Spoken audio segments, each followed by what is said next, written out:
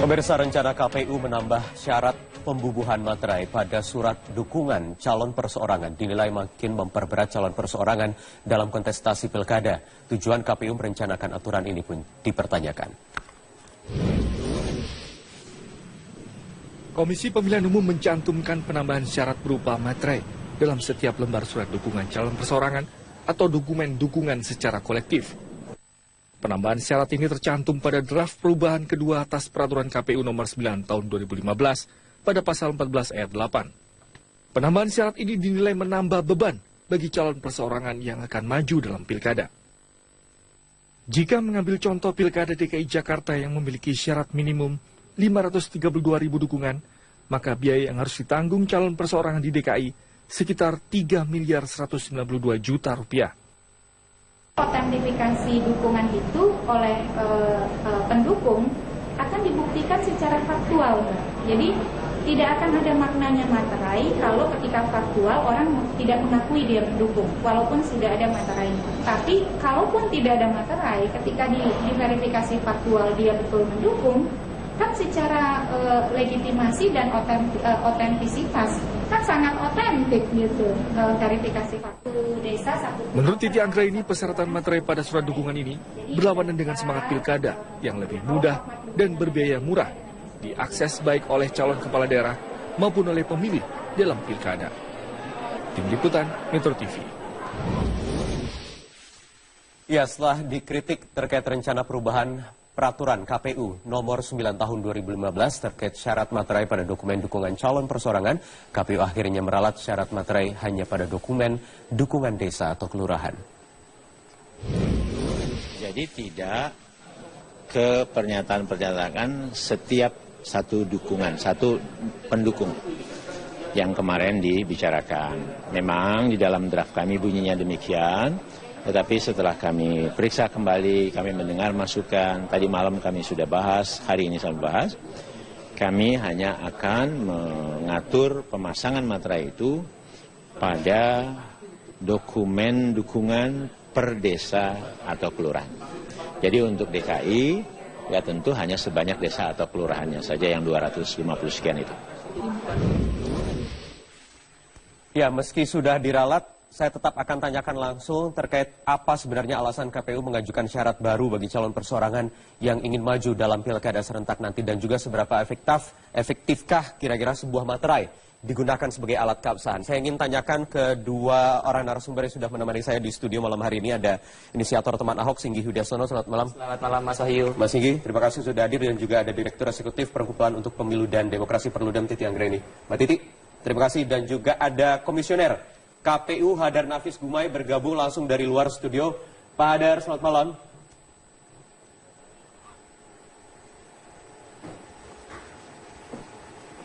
Oke, Pak Hadar.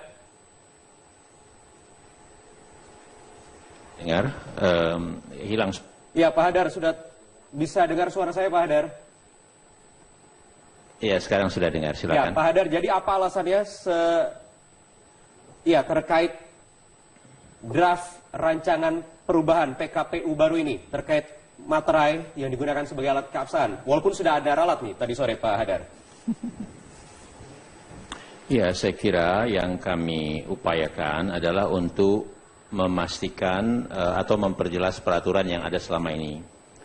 Penggunaan materai itu sebetulnya sudah diterapkan di pilkada sebelumnya. Kemudian di lapangan terjadi kebingungan apakah di di pendukung-pendukung secara perseorangan atau secara kolektif. Yeah.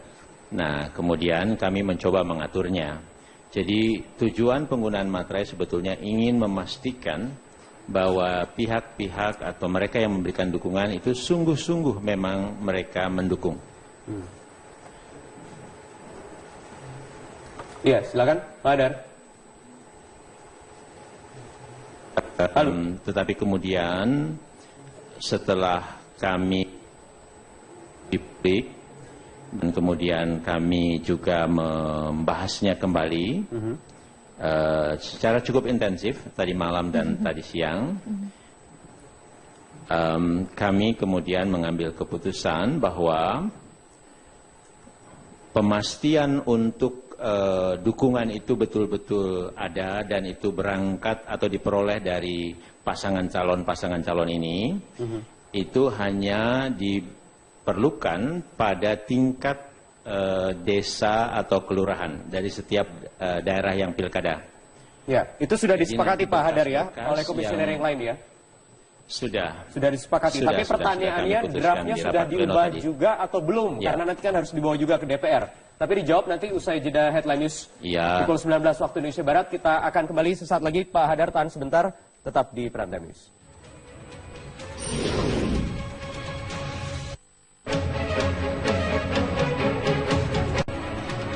Ya, kita kembali lanjutkan Prime Time News. Saya ingin kembali ke Komisioner KPU Hadar Nafis Gumai. Pak Hadar, kembali ke Anda Pak Hadar. Pertanyaan tadi saya selanjutnya adalah karena draft ini nanti harus dikonsultasikan kepada pemerintah juga, kemudian di DPR. Pertanyaannya draftnya juga nanti kapan akan segera dirubah? Mengingat ini kan usulan muncul dari teman-teman dari KPU sendiri, Pak Hadar. Ya, jadi tentu itu segera saja bisa kita rubah. Yang penting pada saat kami menetapkan isinya ya seperti yang kita bicarakan barusan. Kami sudah mengirim draft sementara kami kepada Komisi 2 dan kami sedang menunggu jawaban Komisi 2 untuk waktu konsultasi kami dengan mereka. Jadi kalau sementara dengan yang rencana terbaru draft yang nanti akan direvisi kembali itu yaitu secara kolektif begitu ya, dikumpulkan ke perwilayah masing-masing, desa atau mungkin kelurahan begitu Pak? Ya. Jadi dengan materi 6.000 cukup dari satu formulir? Seperti itu. Kemudian teknisnya bisa dijelaskan detailnya? Jadi begini, kami kan prinsipnya tidak ingin menyusahkan. Ya. Karena sebetulnya peraturan sedang dirubah, pendaftaran baru nanti akan dilaksanakan. Tetapi para bakal calon perseorangan itu sebetulnya butuh waktu panjang untuk menyiapkan pengumpulan dukungan ini. Ya. Jadi silakan mereka menggunakan form mereka atau mereka bisa melihat peraturan kita selama ini seperti apa, menggunakan form tersebut. Jadi begitu mereka serahkan nanti, mereka cukup menyesuaikan saja mengisi daftar. Jadi kalau ada pernyataan persorangan-persorangan yang sudah dibuat, itu cukup disalin data-datanya saja, tetapi tidak perlu mereka mengulang tanda tangannya. Ya. Cukup menggunakan form yang sudah dibuat sebelumnya. Ya, Pak Hadar. Nah, pada bundle itulah, ya. Ya, silakan. Dukungan tersebut baik orang per orang maupun ada yang secara kolektif. Nah, nanti di bagian belakangnya ada memuat daftarnya saja. Nah, bundle tersebut itulah yang perlu dibuat pernyataan oleh bakal pasangan calon bahwa inilah sungguh dukungan yang saya punyai dari desa ini atau kelurahan ini dan itulah yang perlu dipasang materai. Itu materai yang ditandatangani oleh bakal pasangan itu? Betul, bakal pasangan calon yang bersangkutan. Jadi sekali lagi materainya tidak perlu banyak-banyak lagi seperti hitung-hitungan, karena kalau dari Jakarta misalnya konteksnya 7% dari DPT itu adalah 523.000 sekian jiwa, artinya perlu biaya lagi 3 miliar sekian, 3,1 miliar. Ini hanya 250 kelurahan paling tidak begitu ya Pak Hadar ya. Saya ingin ke Mas Singgi dulu, teman Ahok. Betul demikian. Melihat apa yang berkembang sampai saat ini, kita ingat bulan lalu baru saja ada ramai-ramai verifikasi ulang dan lain sebagainya. Sekarang ada lagi nih. Teman Ahok bagaimana sikapnya? Yang pertama, kami baru dapat kabar ini kemarin sore. Jadi, baru kemarin sore ya? Baru kemarin sore. Ada uji publik menyatakan bahwa akan dimasukkan di pasal 14 ayat 8 untuk perseorangan harus pakai materai masing-masing. Tadinya kan awalnya pertama kita bahas di Prime Time juga dulunya hanya form rekaman saja. Terus tiba-tiba sekarang muncul lagi bahwa harus pakai materai. Ini kita dari awal bulan Juni bergerak sebenarnya berlandaskan pada. Tapi materai ini kan sudah dari awal juga di form rekap yang ditandatangani oleh bakal pasangan calon. Iya betul. Jadi kan itu sudah. Jadi totalnya kan sekitar 250-an saja kelurahan. Tapi ini kan digulirkan bahwa semua pendukung yang sudah mengisi form harus mengisi form dukungan lagi. Artinya ini tidak efisien sekali. Itu kan yang jadi masalah sekarang buat kita. Kami dari awal berpedoman di PKPU nomor 9, kami sudah mengikuti semua peraturannya dengan cukup jelas sekali. Kami oke dengan peraturan PKPU. Tapi kalau tiba-tiba ada isu seperti akan memasukkan wacana ada usulan perubahan PKPU lagi. Perubahan lagi. kedua. Ini sangat tidak fair sekali buat kami dan ini membingungkan sekali peraturannya seperti itu. Tidak fair hanya untuk teman-teman yang di Jakarta, tetapi juga ada daerah-daerah lain, Mbak Titi, yang juga banyak ini udah banyak yang ingin mencalonkan atau maju dari jalur perseorangan. Betul. Iya, kalau kita lihat kan kita harus letakkan konteksnya. Ini bukan cuma soal Jakarta. Jadi ini bukan soal cuma teman Ahok diskusi kita, tapi soal bagaimana mewujudkan pilkada yang betul-betul mudah, murah, dan dengan mekanisme yang sederhana tanpa kemudian mengecilkan makna ya gitu. Nah, Jakarta hanya satu contoh saja karena soal rujukan angka misalnya 532.213 karena banyak disebut media, kita bisa ambil rujukan ke sana. Tapi daerah-daerah lain juga bergeliat dengan calon perseorangan. Misalnya ada gerakan di kota Yogyakarta, Join Jogja Independen begitu ya. Lalu juga di 101 daerah lain, 100 daerah lain selain Jakarta, 101 tambah Jakarta, itu ada 7 provinsi dan sisanya kabupaten kota. Nah, kita apresiasi kepada KPU. Pentingnya uji publik ini, dan ini juga harus diadopsi oleh kebijakan-kebijakan KPU berikutnya ya, ketika mengambil keputusan yang melibatkan dan berdampak pada banyak orang, keterbukaan uji publik menjadi penting, sehingga bisa kemudian menimbang kembali ketika membuat aturan. Nah, kita apresiasi, salut kepada KPU, dan harapan ini dikawal betul-betul agar sampai akhirnya keputusannya tetap sama, begitu ya. Sebab bagaimana evaluasi kita, syarat dukungan itu untuk calon perseorangan tidak ada masalah di dalam Pilkada Serentak 2015. Jadi, kalaupun mau ada evaluasi, evaluasinya lebih filosofis. Dan itu levelnya undang-undang, yaitu apa? Turunkan dong syaratnya. Syaratnya terlalu tinggi, sehingga kita bisa punya lebih banyak calon. Jadi lebih kepada yang lebih substansial. Nah, soal teknis misalnya materai dan lain sebagainya. Materai ini sebenarnya Mbak Titi seberapa efektif sih sebenarnya materai ini digunakan sebagai alat keabsahan? Sebagai alat kan nanti toh juga ada proses verifikasi faktual misalnya. Ya, tidak berdampak terhadap keabsahan. Karena mengapa? Misal ketika orang memberikan dukungan, walaupun ada materai, ketika diverifikasi faktual, lalu dia menyatakan, membantah, tidak mendukung, tidak ada gunanya materai itu, tidak valid. Jadi, ketika materai itu kan digunakan untuk pajak dan autentifikasi sebuah perbuatan hukum ya. Proses hukum misalnya ke pengadilan dan lain sebagainya, kita perlu di materai, di leges itu. Nah, soal misalnya calon perseorangan ini kemarin tidak ada problem relatif terkait dengan syarat dukungan. Calon perseorangan ini kan harus melalui 2 tahap. Satu, verifikasi administrasi, jadi dicek dulu dia memenuhi syarat dukungan atau tidak. Yang kedua adalah verifikasi faktual. Kalau administrasi memenuhi syarat, faktual tidak menyatakan mendukung, ya tidak bisa juga jadi calon. Itu autentifikasi yang paling jelas itu adalah melalui verifikasi faktual. Jadi bukan dengan materi ini saja. Bukan dengan materai, dan mestinya apa yang sudah diambil langkah oleh KPU ini, terutama saya ingin menyoroti Aceh ya, juga tidak juga diikuti oleh Aceh, karena di Aceh saat ini berkembang gagasan untuk membuat syarat yang sama. Syarat dukungan dibuat individual per orang, harus ada tanda tangan, cap jempol, ada materai, dan mengetahui keci. Keci itu seperti kepala kampung begitu ya.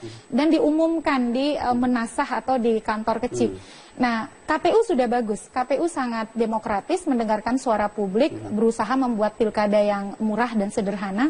Dan Aceh mestinya juga belajar kepada KPU, apalagi Aceh adalah pemelopor calon perseorangan di Indonesia, calon independen di Indonesia. Tetapi pertanyaannya, ini sudah ada bagus sikap yang responsif dari teman-teman KPU, tapi pertanyaan ini jangan sampai nanti dipolitisir. Karena bergulir secara politik tentu, karena ini nanti akan dibahas bersama pemerintah dan juga DPR. Bagaimana nanti kira-kira ke depannya? Kita akan lanjutkan usai jeda berikut ini.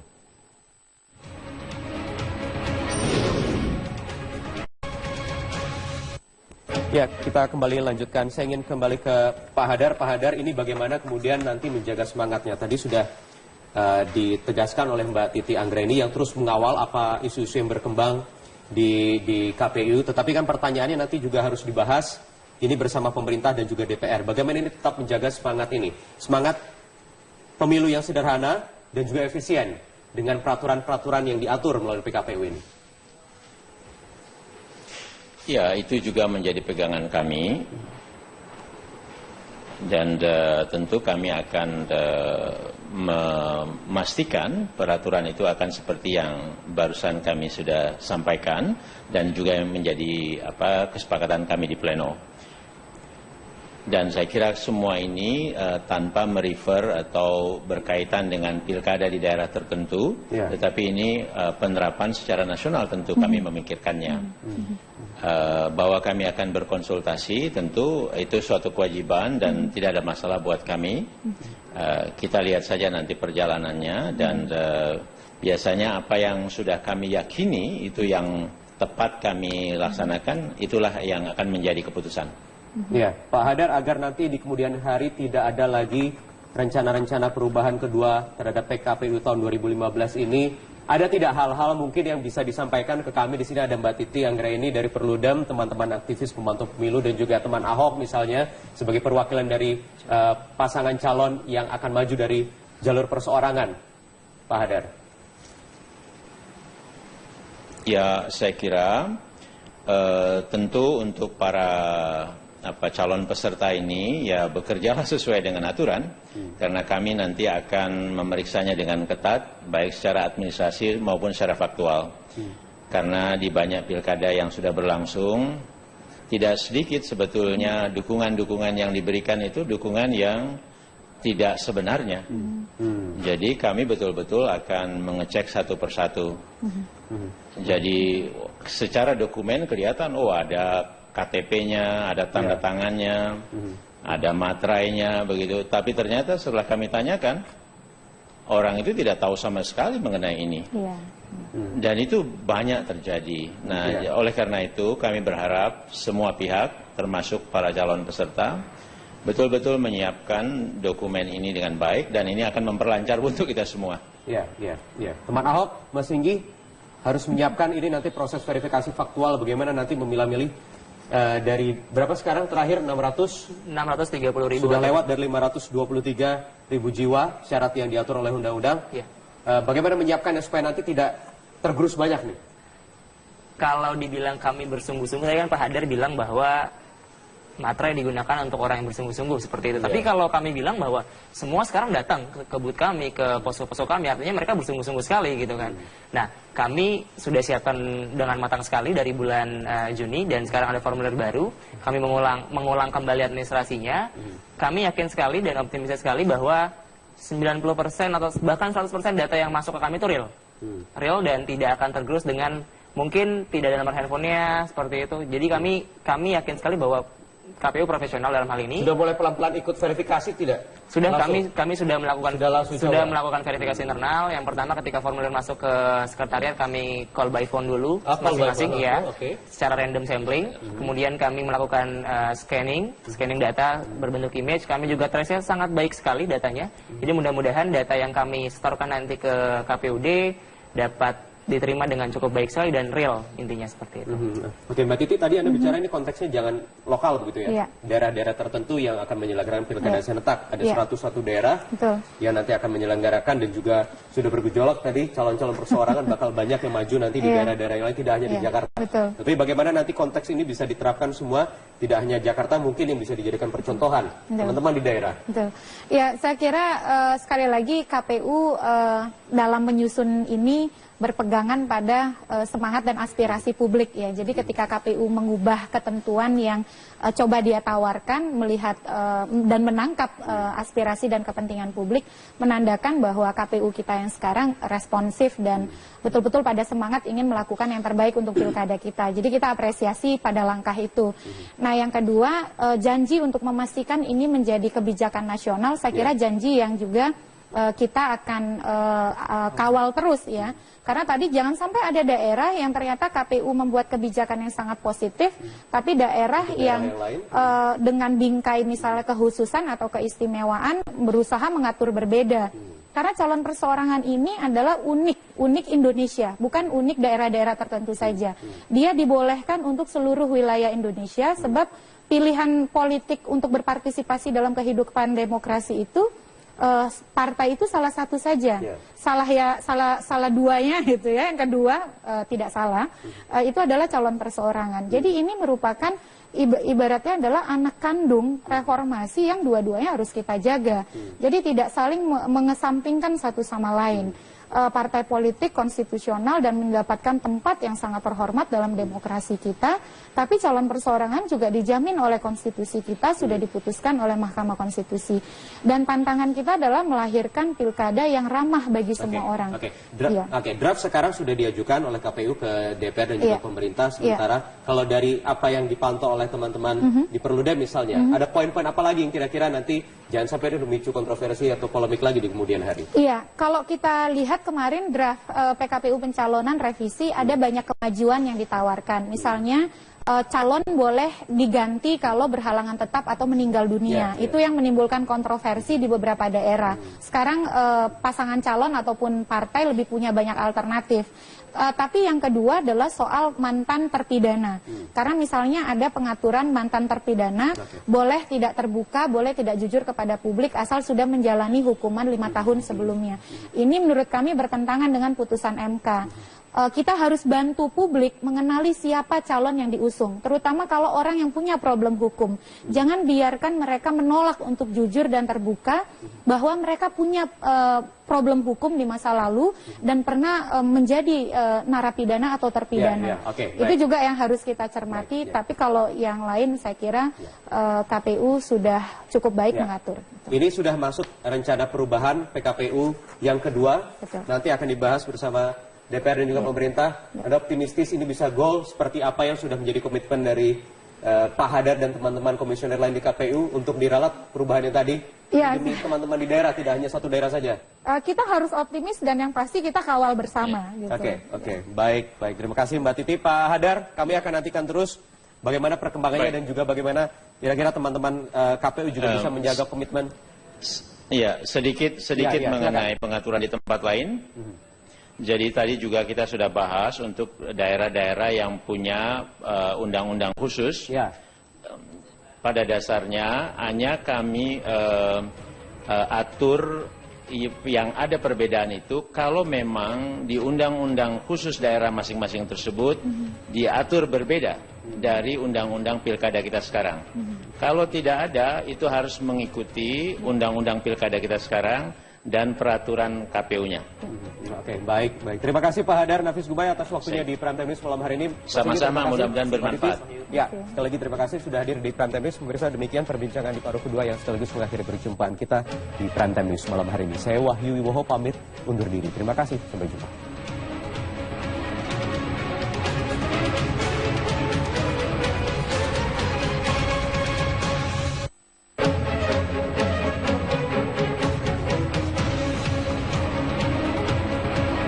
Tidak adanya aktivitas pembangunan di proyek reklamasi Pulau G pada siang tadi ini berbeda dengan temuan tim Metro TV yang saat ini berada di Teluk Jakarta. Eva Wondo akan melaporkan langsung dengan melihat kondisi Pulau G pasca aksi demonstrasi nelayan hari ini. Eva, dari hasil pantauan Anda di Teluk Jakarta sore ini, apakah Anda melihat masih ada kegiatan yang dilakukan oleh pengembang? Ya Zakia, pasca aksi demo atau aksi protes yang dilakukan oleh sekitar 1.000 nelayan tradisional dan warga sekitar Muara Angke, ini aktivitas pengerjaan proyek reklamasi di Pulau G berdasarkan pantauan kami ini masih terus berlangsung. Dan padahal tadi saat terjadinya aksi protes atau demonstrasi sama sekali tidak ada aktivitas pengerjaan proyek reklamasi. Namun pasca demo usai ini kami memantau aktivitas pengerjaan proyek reklamasi di Pulau G kembali berlanjut. Kami memantau ada sejumlah alat berat yaitu ekskavator, kapal pengurut pasir yang hingga sore hari ini kami pantau masih terus bekerja. Sementara itu penjagaan ketat ini juga sangat terlihat, bahkan ketika kami akan menuju ke Pulau G, ini nelayan tidak ada yang berani mengantar kami karena begitu ketatnya penjagaan di sekitar Pulau G. Dan ada sekitar 2 kapal atau 2 perahu yang difungsikan untuk menjaga atau ini sebagai bentuk penjagaan dari pemilik atau perusahaan perusahaan tersebut untuk menjaga Pulau G tersebut. Dan sementara itu pagi hingga siang hari tadi terjadi aksi demo, yaitu yang dimulai sekitar pukul 9 hingga pukul 11 yang dilakukan oleh sekitar 1.000 nelayan tradisional dan warga sekitar Muara Angke. Ini yang memprotes proyek reklamasi di Teluk Jakarta. Mereka merasa dengan adanya proyek reklamasi di Teluk Jakarta ini telah merugikan mereka, karena mereka kesulitan mendapatkan ikan dan berdampak pada pengurangan pendapatan mereka hingga 63%. Dan tuntutan mereka kepada pemerintah agar menghentikan seluruhnya proyek reklamasi di Teluk Jakarta dengan mencabut izin-izin yang telah diterbitkan. Ya, memang polemik proyek reklamasi ini terus bergulir. Ada total sekitar 17 pulau reklamasi di Teluk Jakarta ini. Dan dengan total sekitar lebih dari 3.500 hektar pulau atau reklamasi di Teluk Jakarta. Salah satunya yang kami pantau tadi adalah Pulau G yang diprotes dan didemo oleh nelayan. Dan ini tadi juga sempat dilakukan aksi penyegelan secara simbolik. Dan Pulau G ini merupakan pulau reklamasi milik PT Muara Wisesa yang merupakan salah satu anak perusahaan dari perusahaan pengembang atau properti PT APL. Selain itu ada juga Pulau A hingga Pulau M yang dimiliki oleh perusahaan atau anak perusahaan dari PT ASG. Selain itu ada Pulau M yang dimiliki oleh PT Pelindo, dan masih ada sekitar 10 pulau reklamasi lainnya di Teluk Jakarta yang dimiliki sekitar 7 pengembang. Dan kasus atau polemik reklamasi ini mencuat pasca adanya kasus dugaan suap yang kemudian menciduk atau melibatkan anggota DPRD atau tepatnya yaitu Ketua Komisi D DPRD DKI Jakarta Muhammad Sanusi, dan ada pula presidir dari PT APL Aris Maninjaya dan juga personal asisten PT APL Vinanda Bihantoro. Sementara itu untuk kelanjutan proyek reklamasi ini masih terus bergulir, yaitu dari Kementerian Kelautan dan juga Perikanan memutuskan untuk menghentikan sementara proyek reklamasi ini hingga izin keluar.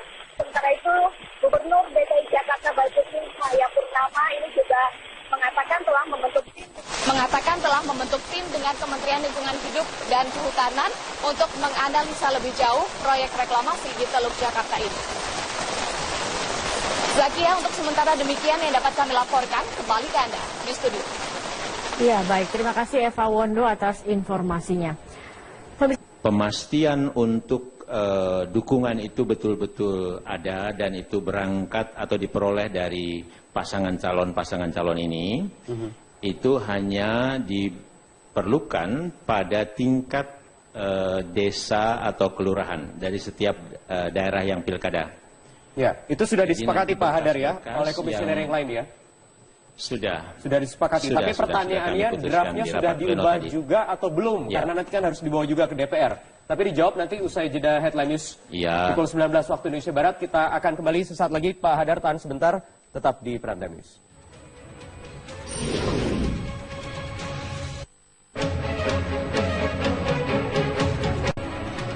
Ya, kita kembali lanjutkan Prime Time News. Saya ingin kembali ke Komisioner KPU Hadar Nafis Gumai. Pak Hadar, kembali ke Anda Pak Hadar. Pertanyaan tadi saya selanjutnya adalah karena draft ini nanti harus dikonsultasikan kepada pemerintah juga, kemudian di DPR. Pertanyaannya draftnya juga nanti kapan akan segera dirubah? Mengingat ini kan usulan muncul dari teman-teman dari KPU sendiri, Pak Hadar. Ya, jadi tentu itu segera saja bisa kita rubah. Yang penting pada saat kami menetapkan isinya ya seperti yang kita bicarakan barusan. Kami sudah mengirim draft sementara kami kepada Komisi 2 dan kami sedang menunggu jawaban Komisi 2 untuk waktu konsultasi kami dengan mereka. Jadi kalau sementara dengan yang rencana terbaru draft yang nanti akan direvisi kembali itu yaitu secara kolektif begitu ya, dikumpulkan ke perwilayah masing-masing, desa atau mungkin kelurahan begitu Pak? Ya. Jadi dengan materi 6.000 cukup dari satu formulir? Ya, seperti itu.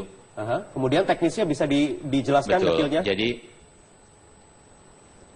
Jadi begini, kami kan prinsipnya tidak ingin menyusahkan. Ya. Karena sebetulnya peraturan sedang dirubah, pendaftaran baru nanti akan dilaksanakan. Tetapi para bakal calon perseorangan itu sebetulnya butuh waktu panjang untuk menyiapkan pengumpulan dukungan ini. Ya. Jadi silakan mereka menggunakan form mereka, atau mereka bisa melihat peraturan kita selama ini seperti apa, menggunakan form tersebut. Jadi begitu mereka serahkan nanti, mereka cukup menyesuaikan saja mengisi daftar. Jadi kalau ada pernyataan persorangan-persorangan yang sudah dibuat, itu cukup disalin data-datanya saja, tetapi tidak perlu mereka mengulang tanda tangannya. Ya. Cukup menggunakan form yang sudah dibuat sebelumnya. Ya, Pak Hadar. Nah, pada bundle itulah, ya, Silakan. dukungan tersebut, baik orang per orang maupun ada yang secara kolektif. Nah, nanti di bagian belakangnya ada memuat daftarnya saja. Nah, bundle tersebut itulah yang perlu dibuat pernyataan oleh bakal pasangan calon, bahwa inilah sungguh dukungan yang saya punyai dari desa ini atau kelurahan ini, dan itulah yang perlu dipasang materai. Itu materai yang ditandatangani oleh bakal pasangan itu. Betul, bakal pasangan calon yang bersangkutan. Jadi sekali lagi materainya tidak perlu banyak-banyak lagi seperti hitung-hitungan, karena kalau dari Jakarta misalnya konteksnya 7,5% dari DPT itu ada 523.000 sekian jiwa, artinya perlu biaya lagi 3 miliar sekian, 3,1 miliar. Ini hanya 250 kelurahan paling tidak, begitu ya Pak Hadar ya. Saya ingin ke Mas Singgi dulu, teman Ahok. Betul demikian. Melihat apa yang berkembang sampai saat ini, kita ingat bulan lalu baru saja ada ramai-ramai verifikasi ulang dan lain sebagainya. Sekarang ada lagi nih. Teman Ahok bagaimana sikapnya? Yang pertama, kami baru dapat kabar ini kemarin sore. Jadi, baru kemarin sore ya? Baru kemarin sore. Ada uji publik menyatakan bahwa akan dimasukkan di pasal 14 ayat 8 untuk perseorangan harus pakai materai masing-masing. Tadinya kan awalnya, pertama kita bahas di prime time juga dulunya hanya form rekaman saja. Terus tiba-tiba sekarang muncul lagi bahwa harus pakai materai. Ini. Kita dari awal bulan Juni bergerak sebenarnya berlandaskan pada... Tapi materai ini kan sudah dari awal juga di form rekap yang ditandatangani oleh bakal pasangan calon. Iya, betul. Jadi kan itu sudah, jadi totalnya kan sekitar 250-an saja kelurahan. Tapi ini kan digulirkan bahwa semua pendukung yang sudah mengisi form harus mengisi form dukungan lagi. Artinya ini tidak efisien sekali, itu kan yang jadi masalah sekarang buat kita. Kami dari awal berpedoman di PKPU nomor 9, kami sudah mengikuti... Ini merupakan ibaratnya adalah anak kandung reformasi yang dua-duanya harus kita jaga. Jadi tidak saling mengesampingkan satu sama lain. Partai politik konstitusional dan mendapatkan tempat yang sangat terhormat dalam demokrasi kita, tapi calon perseorangan juga dijamin oleh konstitusi kita, sudah diputuskan oleh Mahkamah Konstitusi. Dan tantangan kita adalah melahirkan pilkada yang ramah bagi semua orang. Draft sekarang sudah diajukan oleh KPU ke DPR dan juga pemerintah. Sementara kalau dari apa yang dipantau oleh teman-teman di Perludem misalnya, ada poin-poin apa lagi yang kira-kira nanti jangan sampai memicu kontroversi atau polemik lagi di kemudian hari? Iya, kalau kita lihat kemarin draft PKPU pencalonan revisi, ada banyak kemajuan yang ditawarkan. Misalnya calon boleh diganti kalau berhalangan tetap atau meninggal dunia. Itu yang menimbulkan kontroversi di beberapa daerah. Sekarang pasangan calon ataupun partai lebih punya banyak alternatif. Tapi yang kedua adalah soal mantan terpidana. Karena misalnya ada pengaturan mantan terpidana boleh tidak terbuka, boleh tidak jujur kepada publik asal sudah menjalani hukuman 5 tahun sebelumnya. Ini menurut kami bertentangan dengan putusan MK. Kita harus bantu publik mengenali siapa calon yang diusung, terutama kalau orang yang punya problem hukum. Jangan biarkan mereka menolak untuk jujur dan terbuka bahwa mereka punya problem hukum di masa lalu dan pernah menjadi narapidana atau terpidana. Itu juga yang harus kita cermati, tapi kalau yang lain saya kira KPU sudah cukup baik mengatur. Ini sudah masuk rencana perubahan PKPU yang kedua, nanti akan dibahas bersama DPR dan juga pemerintah. Anda optimistis ini bisa goal seperti apa yang sudah menjadi komitmen dari Pak Hadar dan teman-teman komisioner lain di KPU untuk diralat perubahannya tadi? Ya, demi teman-teman di daerah, tidak hanya satu daerah saja? kita harus optimis dan yang pasti kita kawal bersama. Gitu. Oke. Baik. Terima kasih Mbak Titi. Pak Hadar, kami akan nantikan terus bagaimana perkembangannya dan juga bagaimana kira-kira teman-teman KPU juga bisa menjaga komitmen. Iya, sedikit mengenai pengaturan di tempat lain. Jadi tadi juga kita sudah bahas untuk daerah-daerah yang punya undang-undang khusus. Ya.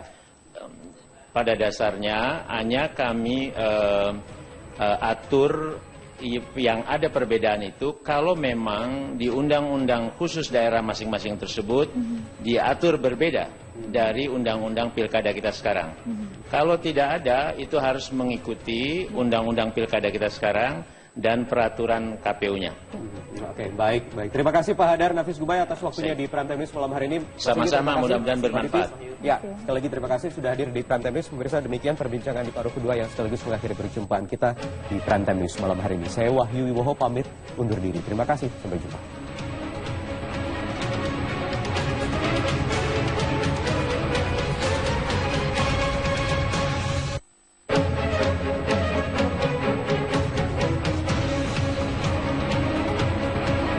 Tidak adanya aktivitas pembangunan di proyek reklamasi Pulau G pada siang tadi ini berbeda dengan temuan tim Metro TV yang saat ini berada di Teluk Jakarta. Eva Wondo akan melaporkan langsung dengan melihat kondisi Pulau G pasca aksi demonstrasi nelayan hari ini.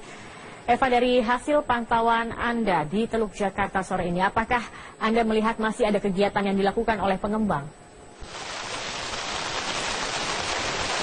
Ya Zakia, pasca aksi demo atau aksi protes yang dilakukan oleh sekitar 1.000 nelayan tradisional dan warga sekitar Muara Angke, ini aktivitas pengerjaan proyek reklamasi di Pulau G berdasarkan pantauan kami ini masih terus berlangsung. Dan padahal tadi saat terjadinya aksi protes atau demonstrasi sama sekali tidak ada aktivitas pengerjaan proyek reklamasi. Namun pasca demo usai, ini kami memantau aktivitas pengerjaan proyek reklamasi di Pulau G kembali berlanjut. Kami memantau ada sejumlah alat berat yaitu ekskavator, kapal pengurus pasir yang hingga sore hari ini kami pantau masih terus bekerja. Sementara itu penjagaan ketat ini juga sangat terlihat, bahkan ketika kami akan menuju ke Pulau G, ini nelayan tidak ada yang berani mengantar kami karena begitu ketatnya penjagaan di sekitar Pulau G. Dan ada sekitar 2 kapal atau 2 perahu yang difungsikan untuk menjaga, atau ini sebagai bentuk penjagaan dari pemilik atau perusahaan tersebut untuk menjaga Pulau G tersebut. Dan sementara itu pagi hingga siang hari tadi terjadi aksi demo, yaitu yang dimulai sekitar pukul 9 hingga pukul 11 yang dilakukan oleh sekitar 1.000 nelayan. Pemirsa, rencana KPU menambah syarat pembubuhan materai pada surat dukungan calon perseorangan dinilai makin memperberat calon perseorangan dalam kontestasi pilkada. Tujuan KPU merencanakan aturan ini pun dipertanyakan. Komisi Pemilihan Umum mencantumkan penambahan syarat berupa materai dalam setiap lembar surat dukungan calon perseorangan atau dokumen dukungan secara kolektif. Penambahan syarat ini tercantum pada draft perubahan kedua atas peraturan KPU nomor 9 tahun 2015 pada pasal 14 ayat 8. Penambahan syarat ini dinilai menambah beban bagi calon perseorangan yang akan maju dalam pilkada. Jika mengambil contoh pilkada DKI Jakarta yang memiliki syarat minimum 532.000 dukungan, maka biaya yang harus ditanggung calon perseorangan di DKI sekitar 3.192 juta rupiah. Otentifikasi dukungan itu oleh pendukung akan dibuktikan secara faktual. Jadi tidak akan ada maknanya materai kalau ketika faktual orang tidak mengakui dia mendukung, walaupun sudah ada materai.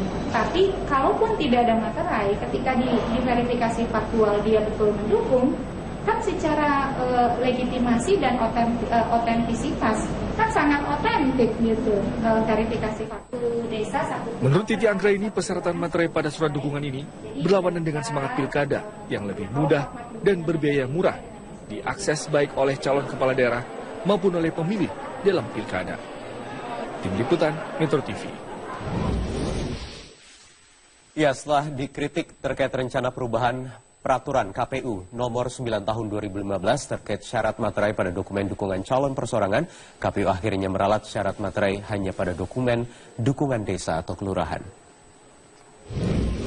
Jadi tidak ke pernyataan-pernyataan setiap satu dukungan, satu pendukung yang kemarin dibicarakan. Memang di dalam draft kami bunyinya demikian, tetapi setelah kami periksa kembali, kami mendengar masukan, tadi malam kami sudah bahas, hari ini saya bahas, kami hanya akan mengatur pemasangan materai itu pada dokumen dukungan per desa atau kelurahan. Jadi untuk DKI, ya tentu hanya sebanyak desa atau kelurahannya saja yang 250 sekian itu. Ya, meski sudah diralat, saya tetap akan tanyakan langsung terkait apa sebenarnya alasan KPU mengajukan syarat baru bagi calon persorangan yang ingin maju dalam pilkada serentak nanti dan juga seberapa efektifkah kira-kira sebuah materai digunakan sebagai alat keabsahan. Saya ingin tanyakan ke dua orang narasumber yang sudah menemani saya di studio malam hari ini. Ada inisiator teman Ahok, Singgi Hudyasono. Selamat malam. Selamat malam Mas Wahyu. Mas Singgi, terima kasih sudah hadir, dan juga ada Direktur Eksekutif Perkumpulan untuk Pemilu dan Demokrasi Perludem Titi Anggreni. Mbak Titi, terima kasih. Dan juga ada Komisioner KPU Hadar Nafis Gumai bergabung langsung dari luar studio. Pak Hadar, selamat malam.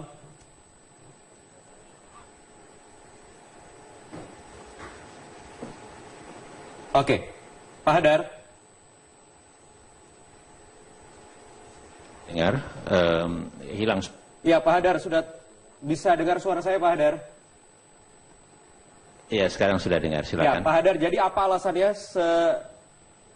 terkait draft rancangan perubahan PKPU baru ini terkait materai yang digunakan sebagai alat keabsahan? Walaupun sudah ada ralat nih tadi sore, Pak Hadar. Ya, saya kira yang kami upayakan adalah untuk memastikan atau memperjelas peraturan yang ada selama ini. Penggunaan materai itu sebetulnya sudah diterapkan di pilkada sebelumnya. Kemudian di lapangan terjadi kebingungan apakah di di pendukung-pendukung secara persorangan atau secara kolektif. Ya. Nah, kemudian kami mencoba mengaturnya. Jadi tujuan penggunaan materai sebetulnya ingin memastikan bahwa pihak-pihak atau mereka yang memberikan dukungan itu sungguh-sungguh memang mereka mendukung. Iya, silakan, Pak Hadar. Tetapi kemudian setelah kami diplik dan kemudian kami juga membahasnya kembali secara cukup intensif tadi malam dan tadi siang, kami kemudian mengambil keputusan bahwa semua peraturannya dengan cukup jelas sekali, kami oke dengan peraturan PKPU. Tapi kalau tiba-tiba ada isu seperti akan memasukkan wacana, ada usulan perubahan PKPU lagi. Perubahan lagi, kedua. Ini sangat tidak fair sekali buat kami dan ini membingungkan sekali peraturannya seperti itu. Tidak fair hanya untuk teman-teman yang di Jakarta, tetapi juga ada daerah-daerah lain, Mbak Titi, yang juga banyak ini udah banyak yang ingin menjalankan atau maju dari jalur persorangan. Betul. Iya, kalau kita lihat kan kita harus letakkan konteksnya. Ini bukan cuma soal Jakarta. Jadi ini bukan soal cuma teman Ahok diskusi kita, tapi soal bagaimana mewujudkan pilkada yang betul-betul mudah, murah dan dengan mekanisme yang sederhana tanpa kemudian mengecilkan makna ya gitu. Nah, Jakarta hanya satu contoh saja karena soal rujukan angka misalnya 532.213 karena banyak disebut media, kita bisa ambil rujukan ke sana. Tapi daerah-daerah lain juga bergeliat dengan calon perseorangan. Misalnya ada gerakan di kota Yogyakarta, Join Jogja Independen begitu ya. Lalu juga di 101 daerah lain, 100 daerah lain selain Jakarta, 101 tambah Jakarta, itu ada 7 provinsi dan sisanya kabupaten kota. Nah, kita apresiasi kepada KPU. Pentingnya uji publik ini, dan ini juga harus diadopsi oleh kebijakan-kebijakan KPU berikutnya ya, ketika mengambil keputusan yang melibatkan dan berdampak pada banyak orang, keterbukaan uji publik menjadi penting. Sehingga bisa kemudian menimbang kembali ketika membuat aturan. Nah, kita apresiasi, salut kepada KPU dan harapan ini dikawal betul-betul agar sampai akhirnya keputusannya tetap sama begitu ya. Sebab bagaimana evaluasi kita, syarat dukungan itu untuk calon perseorangan tidak ada masalah di dalam Pilkada serentak 2015. Jadi kalaupun mau ada evaluasi, evaluasinya lebih filosofis dan itu levelnya undang-undang, yaitu apa? Turunkan dong syaratnya. Syaratnya terlalu tinggi sehingga kita bisa punya lebih banyak calon. Jadi lebih kepada yang lebih substansial. Nah, soal teknis misalnya materai dan lain sebagainya. Materai ini sebenarnya Mbak Titi seberapa efektif sih sebenarnya materai ini digunakan sebagai alat keabsahan? Sebagai alat kan nanti toh juga ada proses verifikasi faktual misalnya. Ya, tidak berdampak terhadap keabsahan. Karena mengapa?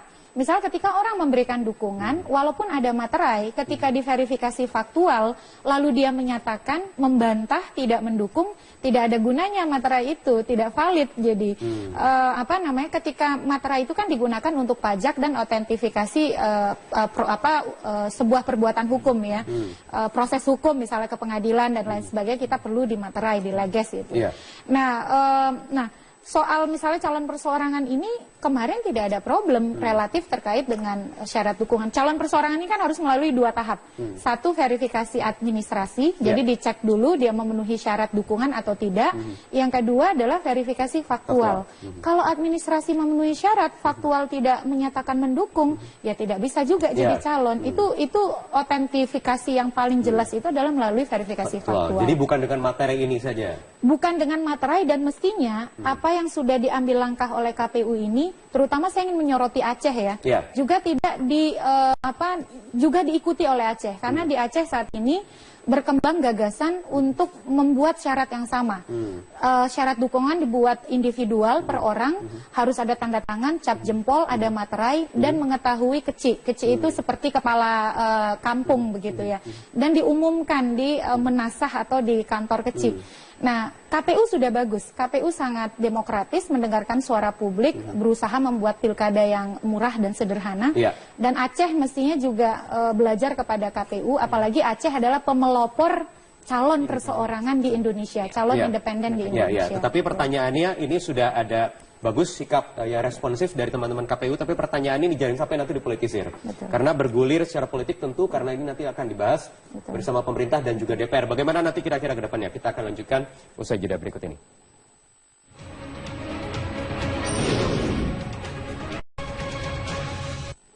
Ya, kita kembali lanjutkan. Saya ingin kembali ke Pak Hadar. Pak Hadar, ini bagaimana kemudian nanti menjaga semangatnya? Tadi sudah ditegaskan oleh Mbak Titi Anggraini yang terus mengawal apa isu-isu yang berkembang di KPU. Tetapi kan pertanyaannya nanti juga harus dibahas ini bersama pemerintah dan juga DPR. Bagaimana ini tetap menjaga semangat ini? Semangat pemilu yang sederhana dan juga efisien dengan peraturan-peraturan yang diatur melalui PKPU ini. Ya, itu juga menjadi pegangan kami. Dan tentu kami akan memastikan peraturan itu akan seperti yang barusan kami sudah sampaikan dan juga menjadi kesepakatan kami di pleno.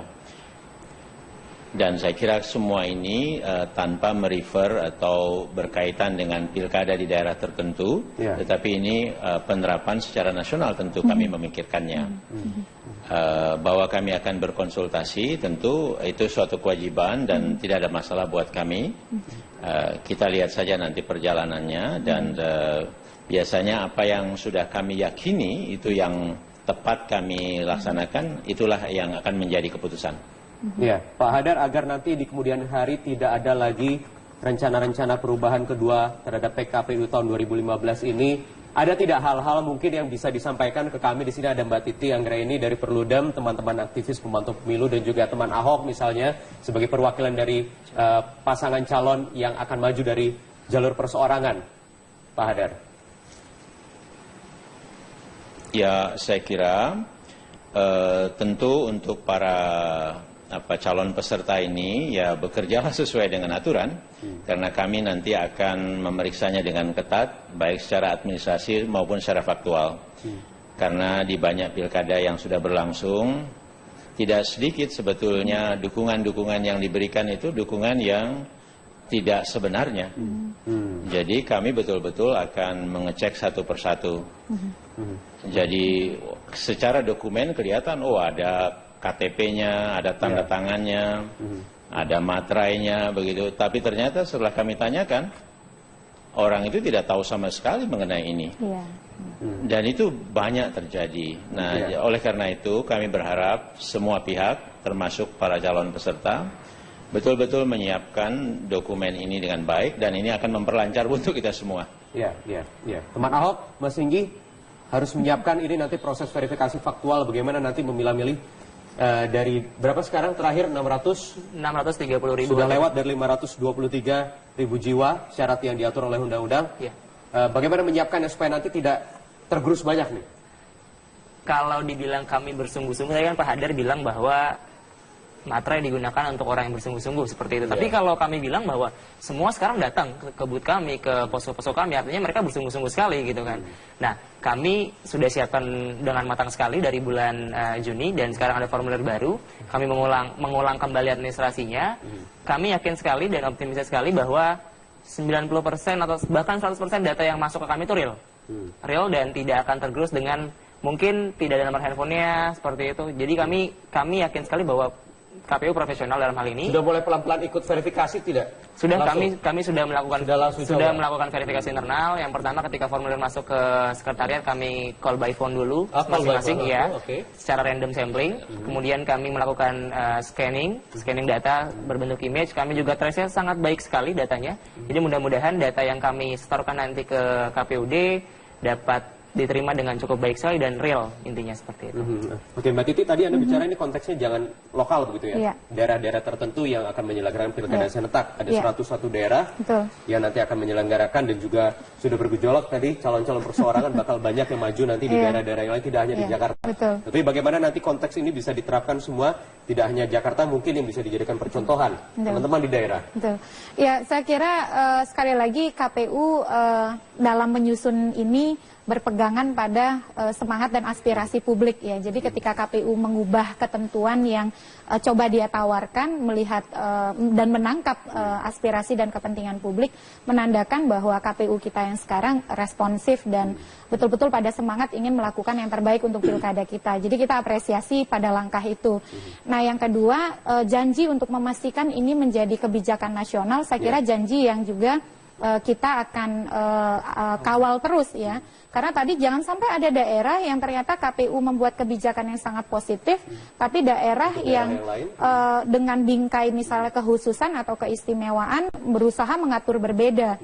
Karena calon perseorangan ini adalah unik Indonesia, bukan unik daerah-daerah tertentu saja. Dia dibolehkan untuk seluruh wilayah Indonesia, sebab pilihan politik untuk berpartisipasi dalam kehidupan demokrasi itu partai itu salah satu saja, salah duanya gitu ya. Yang kedua tidak salah, itu adalah calon perseorangan. Jadi